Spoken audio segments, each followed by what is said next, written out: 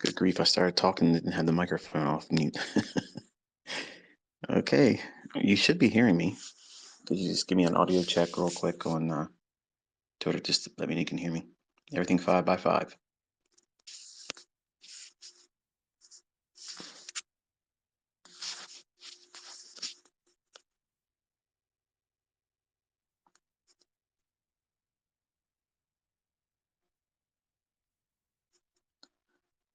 Awesome, thank you very much.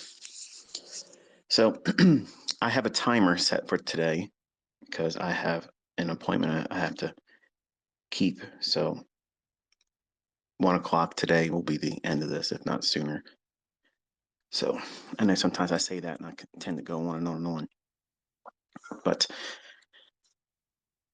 I kind of want to talk a little bit about what we've done thus far and what next week will be like. Monday and tomorrow, Friday's trading, I'm going to take those days away from the charts. I want to relax and rest and let myself unwind. I've been going a lot since the beginning of the year. And between all of you and my older students, there's been a lot of things that I've been micromanaging on top of everything else. So I kind of want to just chill out and relax. So this will be like a really long weekend for me. I promise I shouldn't lose my touch, with a few days off like that. But taking a couple months off and then going right into live streams and that's a little bit too much to take on without at least being in the market every single day, keep my finger on the pulse, and you all have experienced that with me. So by far and large, I think anyone that's been really paying attention, there's something that I'm providing that at least looks a lot different from everything else. Okay. And I think that it's not a stretch to say it's pretty consistent and accurate. And there's a lot of elements that are precision oriented. Now, if you're new or if you've been following along since last year, it still might be feeling like it's out of your reach. And that's normal. That's absolutely normal. Because you are now just warming up to seeing what these concepts can do and the various approaches that the market presents, the opportunities to use them. So I try, and hopefully you can appreciate this, I try to present the commentary in a way that allows you to find your own model in it. I'm telling you what I'm basing the turning points in real time before it happens, what levels should be key, but don't lose sight of everything that's available in your chart. Like if you see something that might be a breaker or optimal trade entry or something else, some other PD array, you should not be avoiding that because you're really going to be able to learn quicker. Not that I'm trying to rush anyone through it, but you'll learn better to trust your own analysis versus the thing I may or may not be referring to at the time. And I may be referring to it subconsciously looking at the chart, but because I'm doing something on such a small little time frame to provide proof that you can read the tape, it may not make its way into the comment. Whereas on the video, obviously, I'll have more opportunity to present those things. But I want to try to teach myself, which is really what I was doing this entire month, is to focus on the things that I would want to talk about and leave everything else out, like the ranting and the storytelling about experiences. And this is what I did over here, and this is what happened to me, and this is what you should avoid. They will find their way in the live streams, but I'm going to try to do my best to keep the focus on what price is doing right now. So there's going to be times, hopefully, most of that live stream will be quiet, and I'll only be talking about things that are important. So that way it kind of trains your subconscious also to not feel like you got to be busy all the time. Because we're watching price, we're observing price, I'm going to be highlighting specific characteristics that I think are noteworthy for you. They may or may not be catalysts for price runs. And that's not the point really, because the worst thing you can do is go in, and this is what I mentioned the other day, and pretty much every time I've ever called the market and it moves in my favor. I really don't want you sending me tweets saying thank you and showing me that you made money. I don't want that. That's pressure on me because I'm concerned that some of you are not going to listen and you're going to try to trade instead of trying to learn how to do this on your own. And eventually, I'm going to get it wrong. And then you're going to be upset. And I'm going to be upset because you didn't listen. So take advantage of the opportunity. I'm not going anywhere, folks. Okay. We have a whole year in front of us. Just relax. All these things repeat. And I'm teaching you how to navigate, get through this jungle. Sometimes you're going to step in quicksand. I'll be there to pull your attention away from what you're trying to get yourself into if you would have pushed a button, but you're not going to, right? You're not listening, I know. But you'll learn the lesson. Invariably, I'm going to get something wrong, and you're like, oh, let me just go back to what he said and not push the button and focus on learning. But you'll see that there are times when the markets are really easy. They're real easy. Like books you've read before, you just know it. You know the plot, you know the dialogue, you know what the characters are going to say with one another, you know everything. And if you really love the story, the writer, the book, and I have several books like that, more or less Stephen King books, and I can read them multiple times, and I love them. Like The Green Mile, you know that movie. The book is way better, but they did a wonderful job with it. And you're probably thinking, oh, here we go. But price is just like that when you are looking for things that you are familiar with.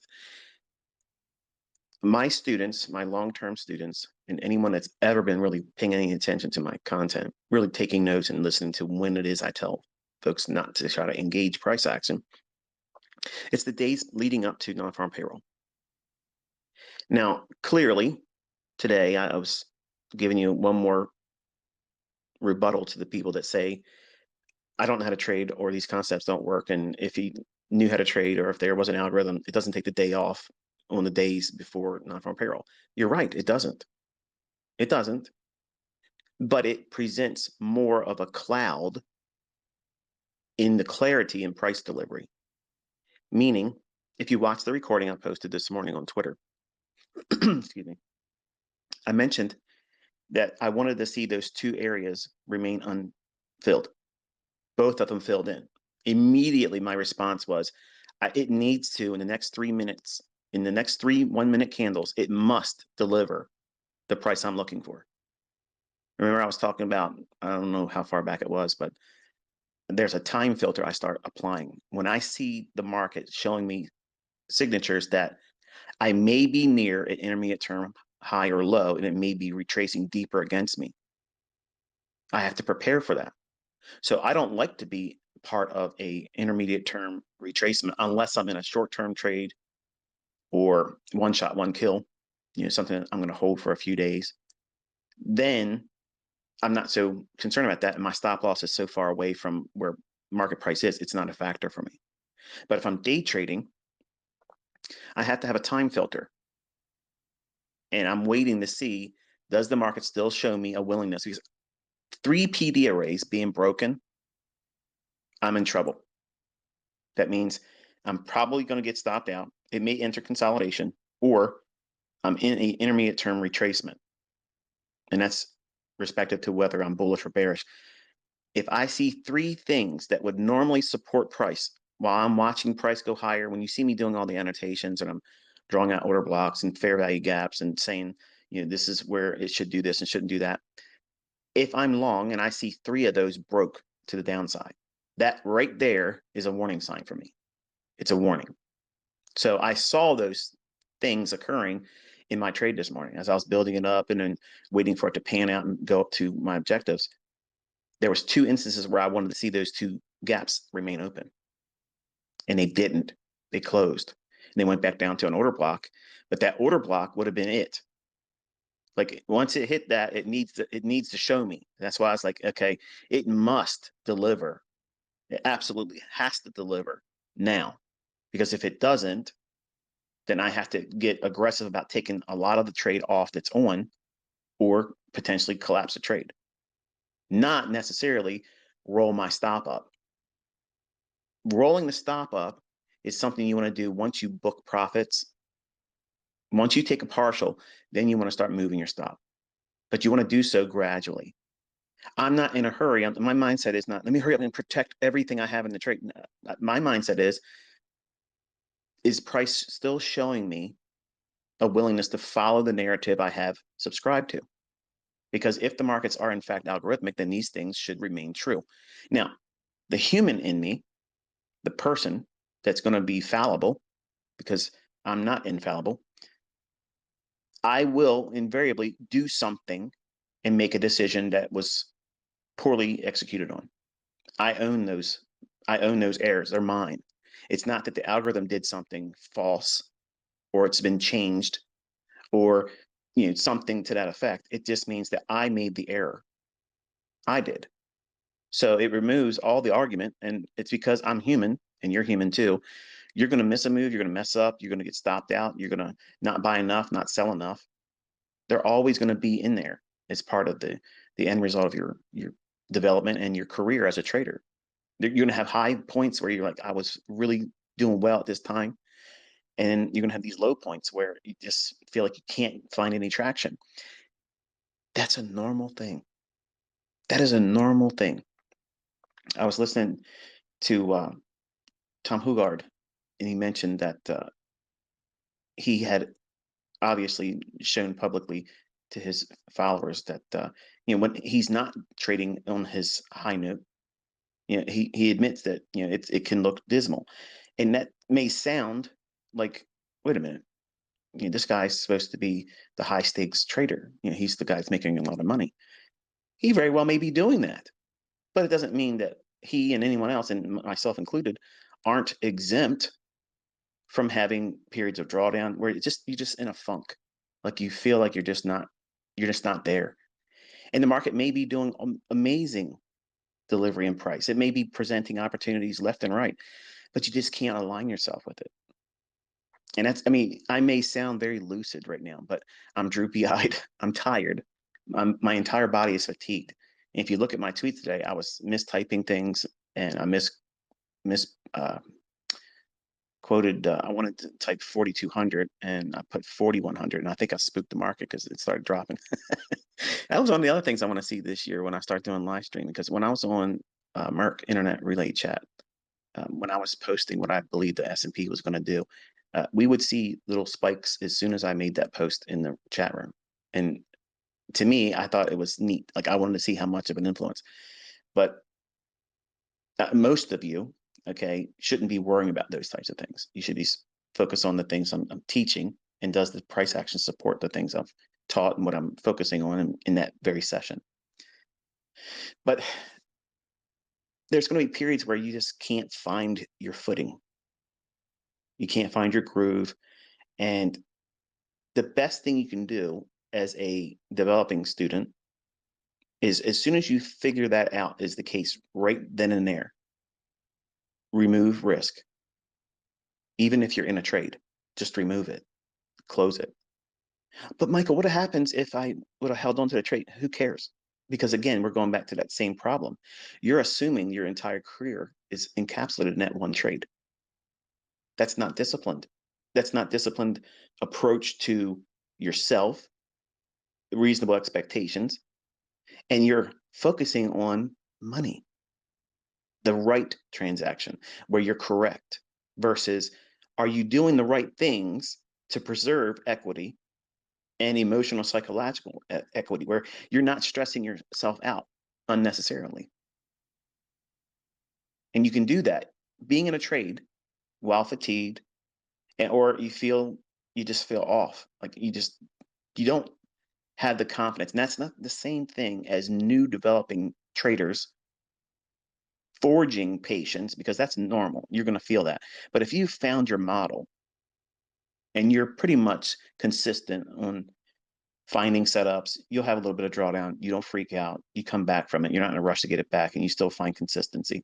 I'm talking to that crowd right now when I'm saying this.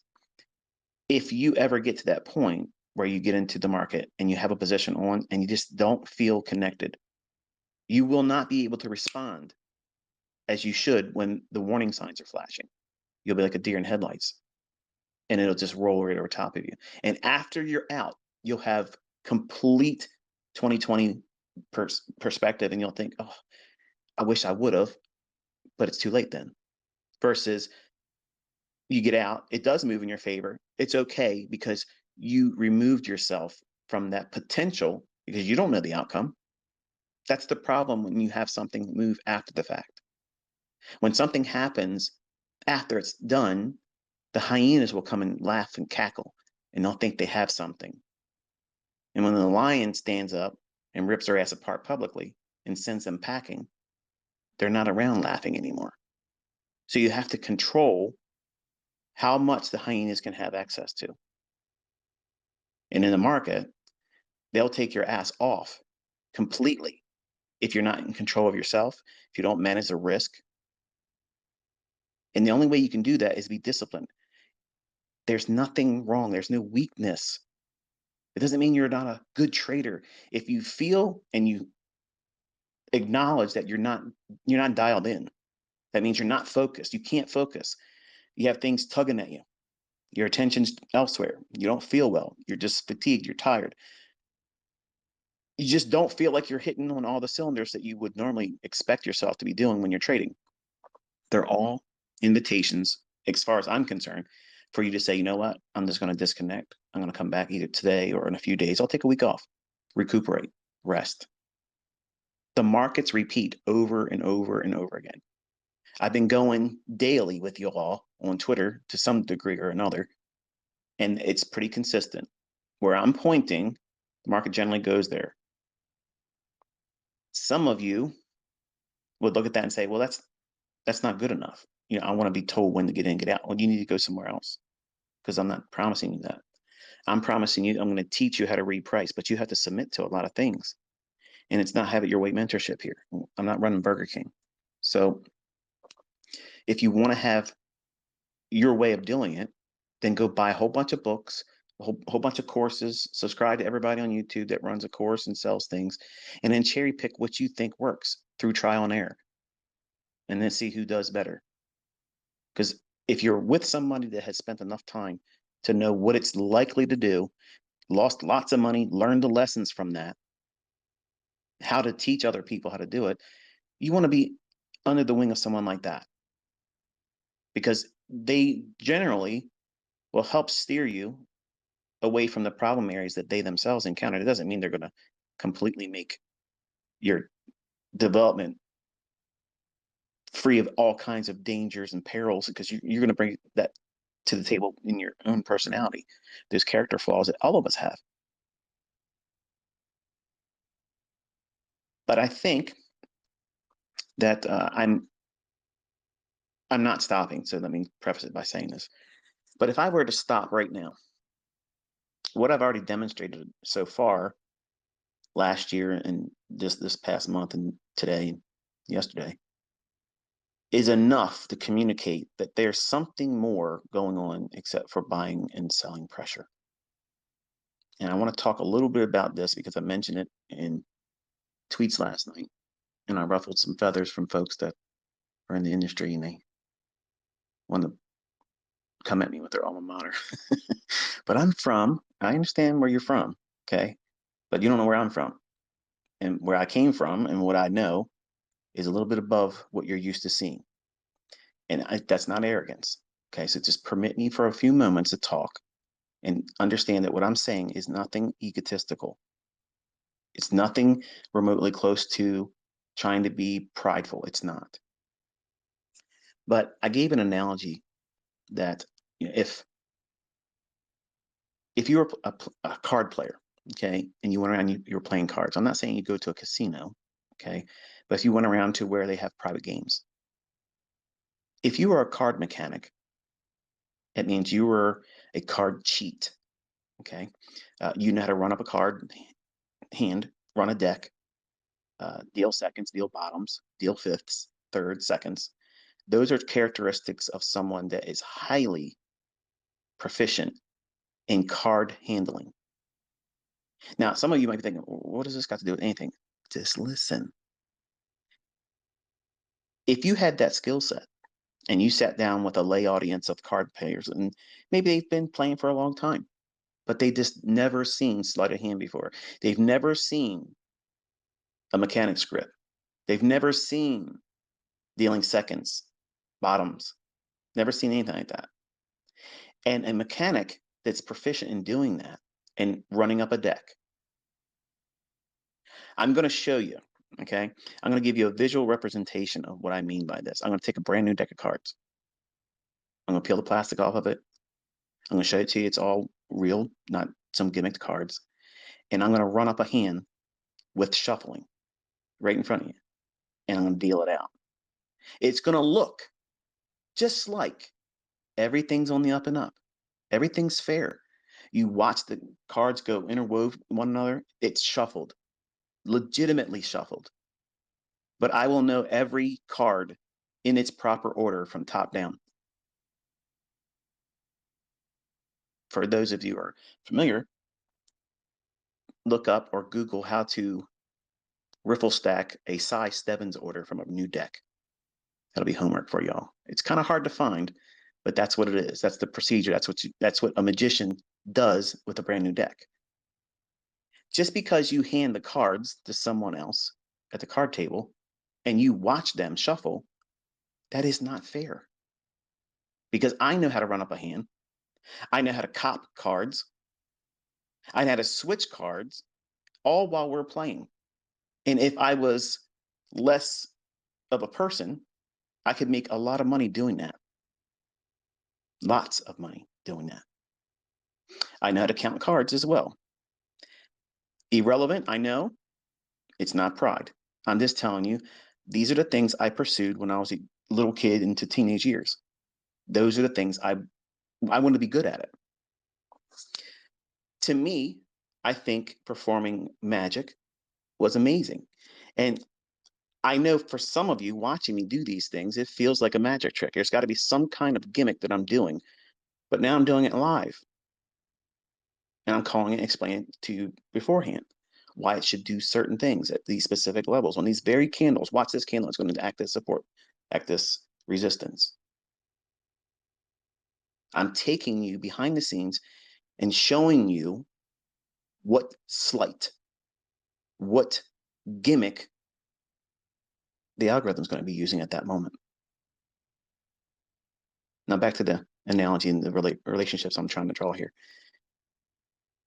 Because it's my position, it's not necessarily important for you to believe it, but I feel, because I'm obsessively compulsive about things, I feel I have to at least make the argument as much as I can, and this will be the last time we'll talk about it.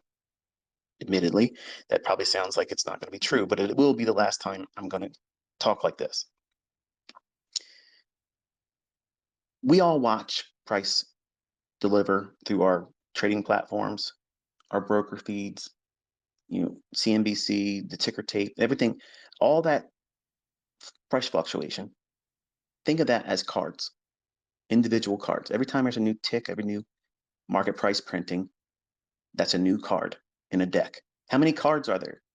Well, let's just say, for the sake of a whole 24-hour day, there's 52 cards. Now, every one of those transactions obviously would amount way beyond 52, right? But we're just going to draw a very vague analogy, but it'll make sense in the end. I have folks that have been floor traders from the CBOT and the CME. I have had people that came from hedge funds. I have had folks that claim to be bank traders. Okay. I've had folks that literally would be the bee's knees on Twitter, but they're not market makers. As much as that title is associated with them, they may be called a market maker. I made the market for oil. I made the market for copper. I made the market for options on this stock. You dealt in price. You didn't make price. You're dealing in the price feed that's coming. Okay. You're not establishing and ordering where price is going. Ultimately, you have no say so in that. You might find and provide liquidity, that's fine. That's not making a market. I mean, that's the point I'm trying to make. And now all of you, because you're all indoctrinated, you're used to seeing all this misinformation. You only know as much as the books and the people that train you when you go to work at these financial institutions know. That's it. That's all you know. But when those types of individuals come into this fold and they see what I'm doing, how I'm calling it, what I'm using, and the logic behind it, frankly, they're like, what the fuck is going on here? And it rattles them. And the first thing that they reach for is, okay, I got to immediately challenge this guy because this is completely upsetting my entire understanding. I got to question my entire reality. What I've been doing for work for this company, what I've been doing as an employee of this firm, what I've been doing for this brokerage firm, what I've been doing for this bank. Now I feel like I got to question my own reality because this shouldn't be possible. Is there really an algorithm, or is this guy full of shit? Yes, it's always the same way. And some are very belligerent. They're like, oh, dude, you're full of shit. Okay. I'm still going to do what I'm doing. And you don't know what I'm doing, but I'm going to keep doing it. And the others very politely will say, I appreciate what you're trying to do. And I appreciate what you're saying. And maybe you found some patterns, but your logic is the why price is what it's doing is wrong. I don't believe I am. I don't believe I am. In fact, I know I'm not. So if we were to go back to the analogy for cards, okay? We're all watching price. It's just meandering around, going around, banging around between specific levels, and it looks all random. And these professionals and retail traders alike will look at the charts and attribute a bias, a sentiment, an opinion, if you will, and attribute a measure of monetary risk associated to a pattern or the output of an indicator, which only does one thing. It number crunches what the price has already done. Not that it's guaranteed to do something as a result after that. It's looking at something, crunching the numbers, chewing it up, and spitting it out, and you're trying to read it. Much like individuals that take chicken bones and they shake them in their hand, throw them down, and they try to tell the future from that or read palms. It's all bullshit. That's nonsense. The market has no affinity for algorithmic animal patterns. It has no affinity for Elliott wave. It doesn't even know what Elliott wave is. It's not keeping count of the waves. Okay. It's not doing all that shit. It has nothing to do with Wyckoff. Nothing. Supply and demand is an illusion. In commodities, it's a real factor. That's a real market. It's real. It's the world's grocery store. There's a real supply and demand for corn. There's a real supply and demand for wheat, for gold. But there really is no supply and demand for S&P. So it has to be what? Engineered. And it's all manipulation. It's gyrating and moving around, just like the currencies, which has no real supply and demand factor associated either. So when you put down your alma mater for a few moments and just take a step back and think about it, we're all watching price go through the ticker tape all day long.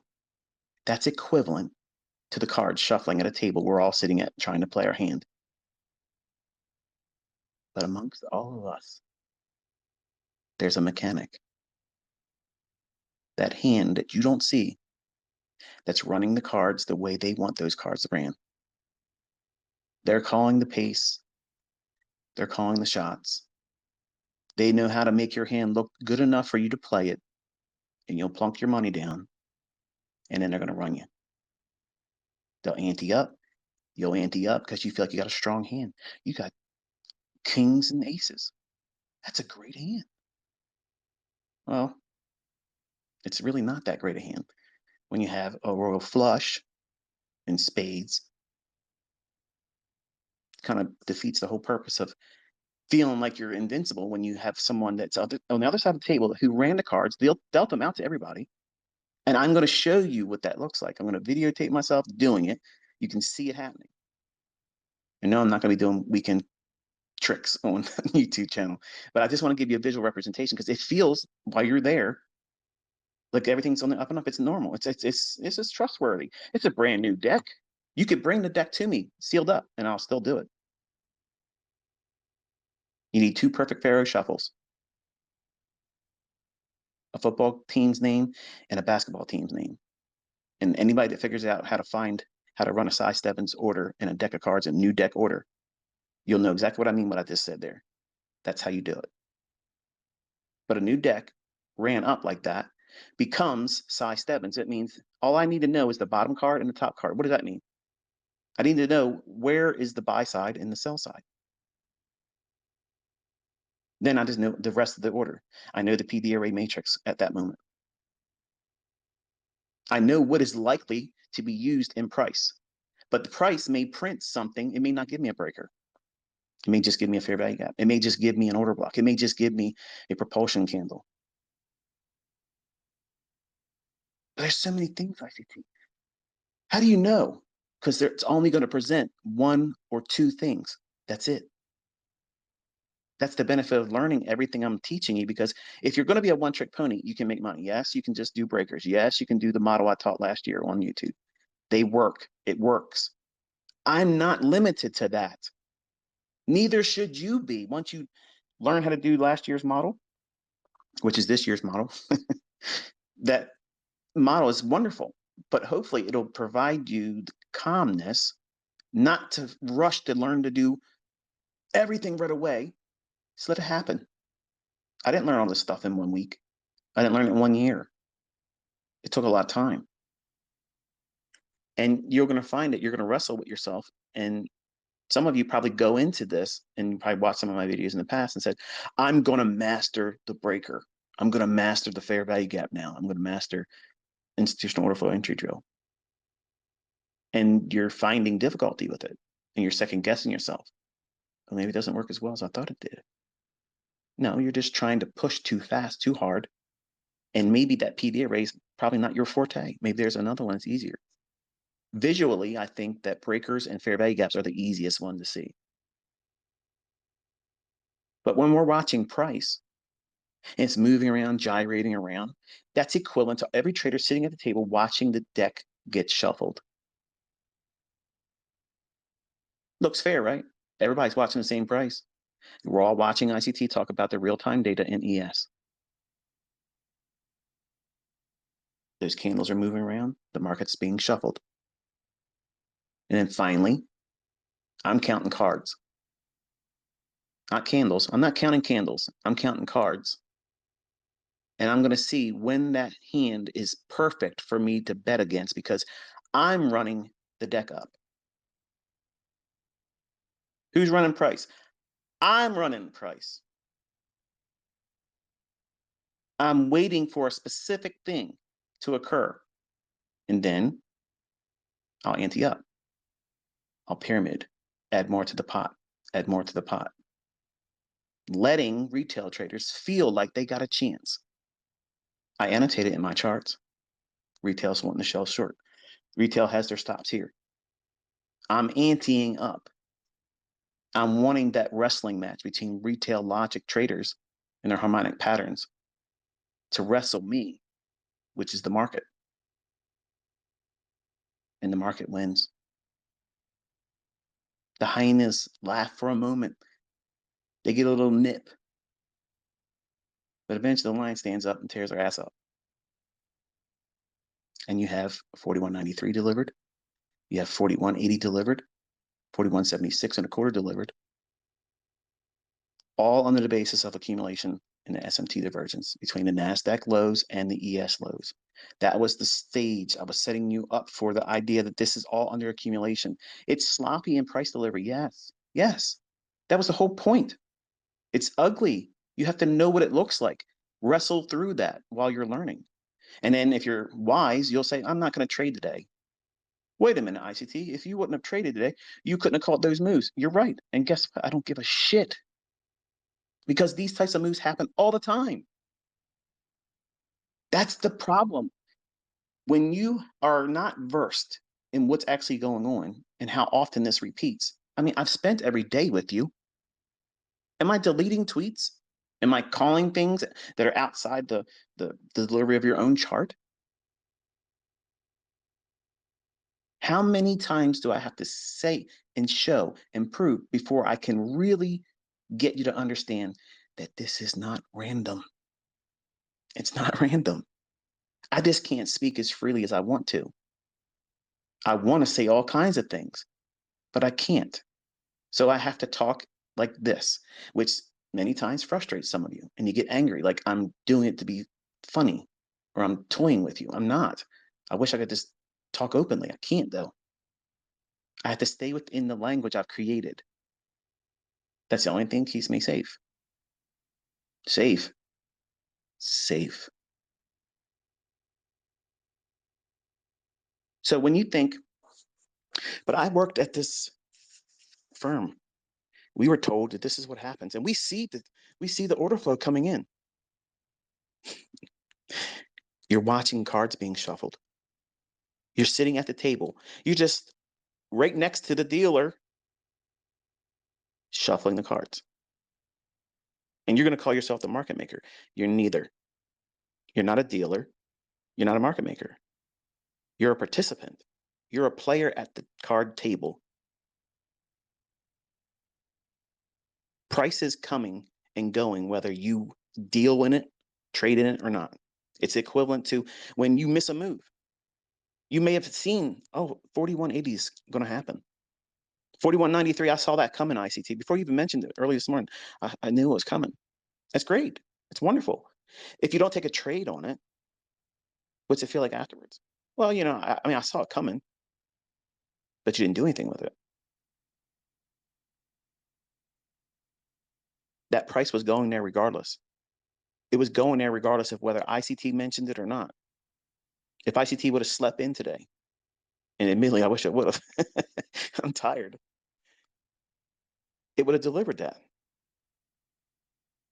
I explained to you where it was going to go, why it will go there, because that's where the orders were. Buy side was resting above that 4192 relative to the daily chart. Why should it have gone there? Because that's where large funds are. That's where the liquidity is. The algorithm is coded to go to those intermediate term highs like that on a daily chart. In that way, it allows the market to absorb and utilize that liquidity that will be invariably resting above that. It has nothing to do with buying and selling pressure. It has nothing to do with it. Zero, zilch, nada. It is not a factor. You ever play, my son, my youngest son, he had this game on his phone. Admittedly, I was addicted to playing it once he showed it to me. I just don't remember what the hell the name of it was. It was like this little worm thing or snake or something like that. And it would you steered around and you eat all these dots, but you can't touch another snake or you can't touch the edge of the area you're playing in, or you have to start all over. And the more dots you eat, the longer your snake becomes. So in a lot of ways, and I tried to communicate to my son when he was playing, I said, price is just like that snake game, where it just goes around constantly eating liquidity in bigger moves. And like look at the chart today from 9:30 to now on a 1 minute chart. That's a snake. Okay, that's grown. Every new candle has consumed liquidity. It's moved to an inefficiency and it moved into liquidity. That's all price is doing. That's all it's doing. It's predetermined. It's going to be doing whatever it's designed to do from midnight in New York local time. It's established. That's the way it works. And I don't give a fuck who doesn't believe it. I don't care. But I'm not going to arm wrestle any of you past this day today. I'm not. I don't care. You either see it or you don't. You don't want to subscribe to the view that it's algorithmically driven and you just want to trust the things I'm teaching you. Great. You'll do no harm to yourself by doing that. But I'm tired of these fucking clowns. Okay. These idiots on fucking social media making videos pretending they have a fucking clue. They have no idea what they're talking about. Zero. Zero. And to the professionals that are amongst you, I appreciate the respect and candor that you've shown me, even though you may disagree with it. But I promise you, what you think you know, that's not it. That is not it. But what happens when the market does all these crazy gyrations? That's manual intervention. That's when the gears get turned a little bit, and you'll fall victim to that. Like I fall victim to that. I may be in a trade. I may be about to take a trade. I may look to get into a trade. It may take me out, put me in, or remove me adversely. Whose fault is it? Mine. Am I going to say, oh, the algorithm's changed, they're going to beat me up for now? No, that just means I made a mistake as a trader. I got burned that time, and my money management does the work of preserving me so I don't end my career on one trade transaction. Like most of you new people are trying to do that. You're holding your entire success and failure on the basis of the result of the very trade you're in or about to take. And then when it doesn't go to your way, no wonder you go mentally, insane, crazy, flipping out. Oh, I can't figure this out. Versus it's one transaction among millions of who knows how many trades you're going to take in your whole lifetime. And not all of them are going to be profitable. Not all of them are going to go to your target. I wasn't able to be in on that first run all the way up to 4180. I got stopped out. Did it change my mind about it? No. You watched me wrestle it today in front of all of you in a day that I wouldn't be trading anyway, because I know it's shitty. It's choppy. It does a lot of things that won't make a lot of sense at the time. And I've learned over years, decades, to not demand a whole lot of precision on this day. Now, you might look at this and say, man, that was precise as shit. It's not to me. This is a really cloudy, shitty day. It doesn't matter. I know what the algorithm is likely to do on the larger scale of it, and I'll have to endure that. And I used a short-term trader's mindset to navigate through all that chop. The fair value gaps that I was outlining, they did not hold up. And if that would have been used as a scalp intraday, you would have been stopped at 41.58. It doesn't change the narrative that it was going where? 41.80, 41.93. Let that sink in for a minute. One transaction, one expectation in price, not panning out does not completely cause the market to want to reverse. All right, we didn't get that trade. It was a reversal. We got to go the other direction now. No. And for many of you that watch me, if it goes to a target, that's not an invitation to go the opposite direction. Like, I'm not trying to constantly be in the marketplace, and I'm not trying to teach my students to worry about reading price action like that. Can I sit in front of a chart like the ES or bonds and trade up and down all day long and be profitable? Yes, I can. But it takes a lot out of me. It's a lot of focus. And for what? What the fuck do I need to do that for? What would anybody want to need to do that for? Yes, you can do a lot of transactions and run up a bill in commissions. Who wants to do that? You want your commission costs and fees to be manageable, especially if you're a trader. You're going to be pyramiding. Your transaction costs go through the roof. Haven't factored in that any of that cost, have you? Yeah, it eats into it. So you have to be really sure that you know what you're doing, not just I'm a pyramiding trader now because I learned from ICT. That's not a badge of honor. That's an increased cost. And you better be more profitable than the average person, because more transactions is more fees and commissions. And they can eat into your bottom line if you don't know what you're doing. So when I'm talking to you and I'm showing you these things, I want you to think about that analogy I used. When you're watching price and it's coming down the wire and we're watching every new fluctuation, it feels like it's a free market. It feels like it's completely random and we all have the equal playing field of being right or wrong, and it's a 50-50 net sum zero game. It is not anything like that at all. It's scripted, just like wrestling is. The outcome's already predetermined. If it was patterns, okay?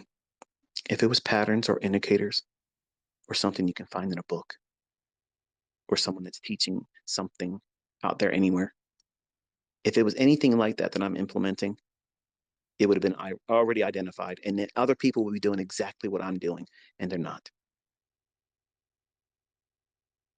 I'm telling you where it's going before it goes. I'm one-sided, and I'm using the logic that I know. I don't guess. I'm not making assumptions. It's not a conjecture.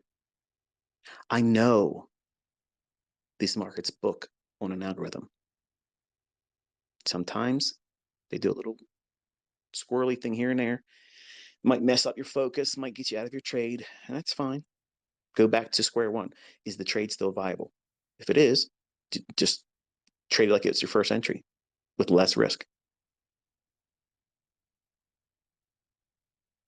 But if it's a wrestling match for you to learn under me, I don't want to have any barriers for any of you to learn this year. So this is the last conversation we're going to have about algorithmic anything. It's just going to be, these are my concepts. My students understand what they are rooted in, what they're founded in, how I codified them.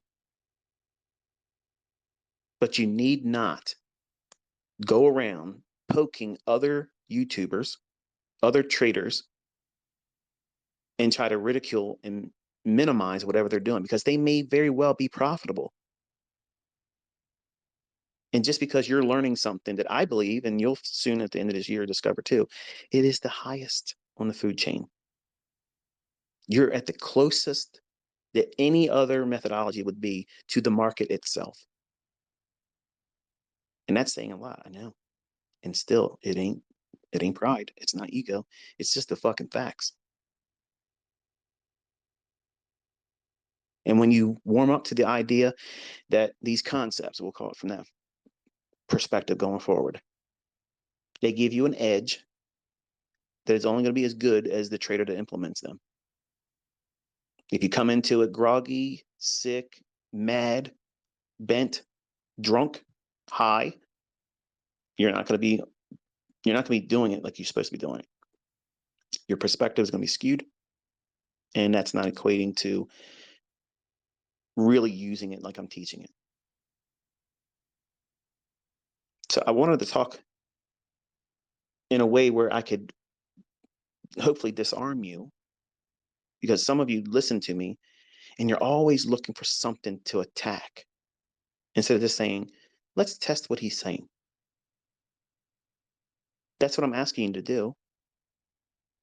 I mean, if I didn't understand what was likely to happen, how can I be right this many times? As precise. I mean, think. When you sit down in these markets and you try to use logic that would be opposed to what I'm teaching, your trades aren't going to pan out. And that's just the bottom line. And they're going to feel like, what am I doing wrong? What do I got to tinker with? What do I have to adjust? And that's all the same shit that I did when I was a young man. When I was 20, I was trying to figure out and decipher what the actual coding for each code indicator, like, what should my variables be for all of my indicators? What settings? I'm going to fine tune it. And that was the big thing back then. Everybody wanted to know what you're saying. You all asked me to show you my colors on my charts. What difference does it make what colors I got? When I see that, I think that's somebody that wants to make their charts look like mine, so that way when they take my videos and I forget to put a watermark on it, they can say, "Oh yeah, it was my trade." You can do what I'm doing. It's going to take you time. You don't need to fake it.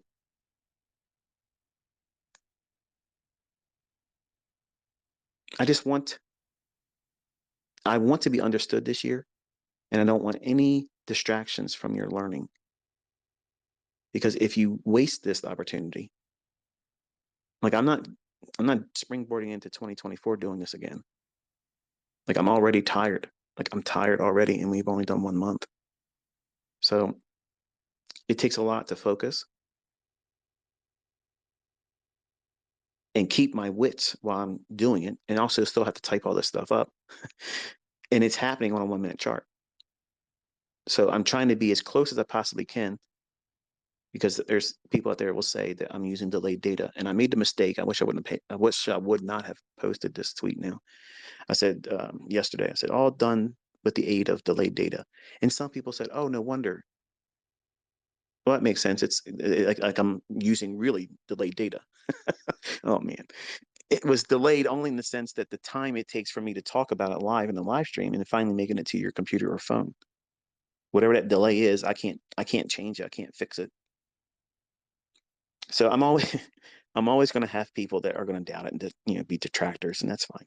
You're going to have the same thing. So just bear that in mind if you are trying to learn how to do this and you want to be a social media influencer. It's not easy, especially if your heart's in it, because I wear my heart on my sleeve and I want all of my students to do well.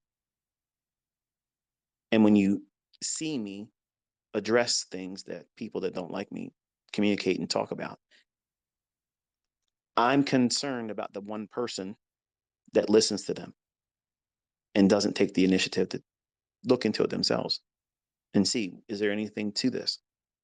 They just take somebody else's opinion. They allow social media to mold and shape their opinion, which is the worst thing you can possibly do. I'm weighing myself in the balances in front of all of you. You're able to see what I'm doing every day. I'm right or I'm wrong. The logic is there or it's not. And I've converted a lot of folks that were against me years ago. They don't like to admit it publicly, and I don't rub their nose in it, but I want everyone to do well. Like that's what I want that. I don't care who's making money as a competitor to me. I don't give a fuck. There's no competition. There's no competition.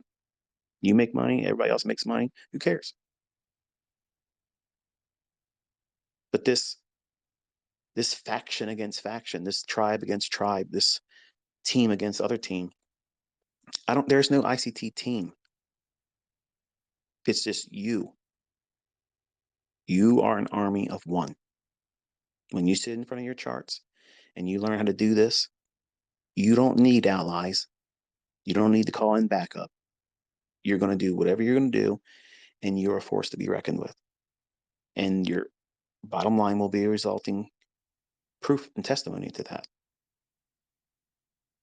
It doesn't mean you won't have flesh wounds and paper cuts along the way, because you will, but they don't take you out of the game. The only thing that occurs that takes you out is you. Not controlling yourself, not controlling risk, not overtrading. And who's in control of that? You are. Your broker's not going to help you. Your partner that you all see other folks in the comments, hey, I'm looking for a trade partner, someone to learn, as a partner with. No, unless that person is your spouse or significant other, it doesn't work. A divided mind never sees it the same way. I'm telling you, that's just the fucking truth. You can't deny it. Once you try it, and you'll drive yourself crazy doing it. You're asking to be in a laboratory experiment, two different individuals with two different personalities, two sets of character flaws. And we all have character flaws. And you're all going to decipher and interpret whatever I say in my lectures differently, because you're cherry picking in the beginning. You want to get right to the buy me, sell me, stop here, target here. And you're all trying to listen to the things I'm saying like I'm talking secret code. Oh, he's giving an enigma message. He's talking in parables. He's really speaking to me, and he's telling me to buy S&P right now. No, I'm just fucking talking. That's all I'm doing. I'm talking and I'm teaching, and everybody hears the same thing, but you're all turning me into this fucking science fiction shit. Like it's tiresome. I'm just a man. That's all. I got stuff that I think you would enjoy having, and I'm just asking you to delve into it. But you can't be divided. You can't have someone else try to help you learn when they're learning. It doesn't make any sense, because you don't know if you have the equivalent of the lowest GPA student in the class as your partner, and you're going to listen to them and be influenced by them, and their GPA and performance and aptitude is in the low end. And you don't know that. And you don't want to waste time and discover that's what you've been dealing with.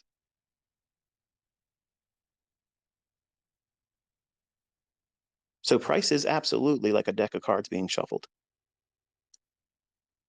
And when you understand how the mechanic, the composite man, the real market maker, when they're running up a hand, stacking a deck, building a market structure, and ready to deal the top or the bottom of the deck, buy side or sell side, you'll know how to play the hand that you have. Betting what you can afford to bet and ante up on. If you can't afford it, can't ante up, then you just watch it, you study it. But we're not looking at price and when it moves like, oh shit, where did that come from? Oh, that was surprising. Look at that. Have you ever heard me remark like, wow, shit, I didn't see that coming? Yeah, you're going to have the same thing occur every time we do our live streams. It's boring. It's fucking boring. And I'll say this in closing, because I have a couple minutes left and you thought I was going to go over, didn't you? Why isn't ICT a fucking billionaire? If he's the smartest person in the world, which I don't claim to be, I've never said that. Why isn't ICT a billionaire? Well, first of all, none of you know my net worth, and I don't make it my business to tell anybody my net worth, and it's irrelevant anyway. But if a card counter is discovered in a casino, does the casino invite them to sit at their table? No.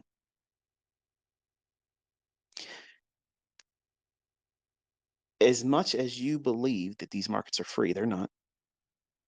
They're controlled, and they should be. There's nothing wrong with that. I'm not vilifying any of it, but you shouldn't be afraid of it. You should be thankful it's rigged. It's good. It's a good thing that it's rigged. Because if it was really free, the folks on Reddit would have crashed it a long time ago. But you've seen how silly that was, wasn't it? I have handlers. I'm allowed to do certain things and a longer list that I can't. So you see me doing what I do, demo, no problem. I got no problem. I got no problem teaching you on a demo account. I got no problem teaching the way I teach. I see no limitation in that. And I allow the ill-equipped, mentally deficient individuals that want to just say, if he was doing this and doing that, I let them have those arguments. And I toy with them out here on Twitter. And I snidely remark in passing in my videos. And that's my way of letting them know I don't give a fuck. You still can't come close to this.